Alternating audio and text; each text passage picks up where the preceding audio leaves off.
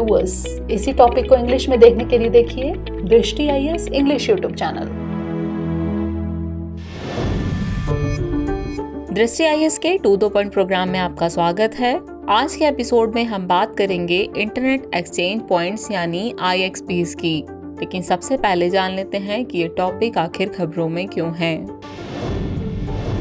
हाल ही में दुर्गापुर और वर्धमान में national internet exchange of India के 2 नए इंटरनेट एक्सचेंज पॉइंट यानी IXP का उद्घाटन किया गया।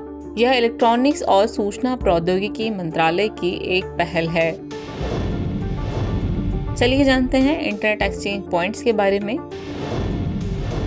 यह एक भौतिक स्थान है जिसके माध्यम से इंटरनेट इंफ्रास्ट्रक्चर कंपनियां एक दूसरे से जुड़ती हैं।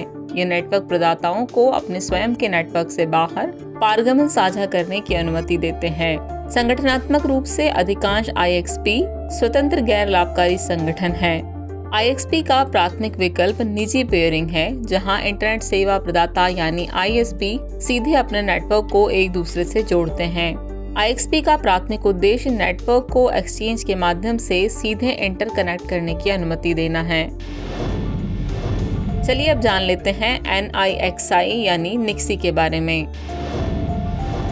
इसका पूरा नाम national internet exchange of India है।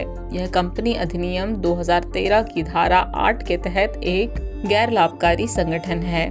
इसने कुछ गतिविधियों के माध्यम से भारत के नागरिकों हेतु इंटरनेट के बुनियादी ढांचे के लिए 2003 से काम करना शुरू किया।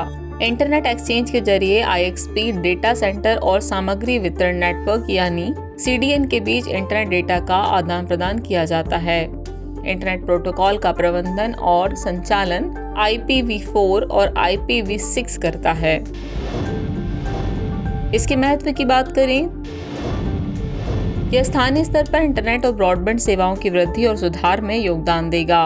इस नए IXP के खुलने से भारत के स्वास्थ्य, शिक्षा, कृषि, स्टार्टअप इकोसिस्टम और MSME के हर क्षेत्र को फायदा होगा। चलिए अब इस टॉपिक से रिलेटेड प्रश्न को देख लेते हैं। इंटरनेट एक्सचेंज पॉइंट के संदर्भ में निम्नलिखित कथनों पर विचार कीजिए। यह एक भौतिक स्थान है जिसके माध्यम से इंटरनेट इंफ्रास्ट्रक्चर कंपनियां एक दूसरे से जुड़ती हैं। IXP का प्राथमिक उद्देश्य नेटवर्क को एक्सचेंज के माध्यम से सीधे इंटरनेट कनेक्ट करने की अनुमति देना है। उपर्युक्त में से कौन सा या से कथन सही है या फिर है केवल एक, केवल दो, एक और दो दोनों और न तो एक न ही दो। तो व्यूअर्स, इस प्रश्न का जवाब कमेंट बॉक्स में देना न भूलें। जल्द ही मिलेंगे किसी नए टॉपिक के साथ। तब तक के लिए शुक्रिया।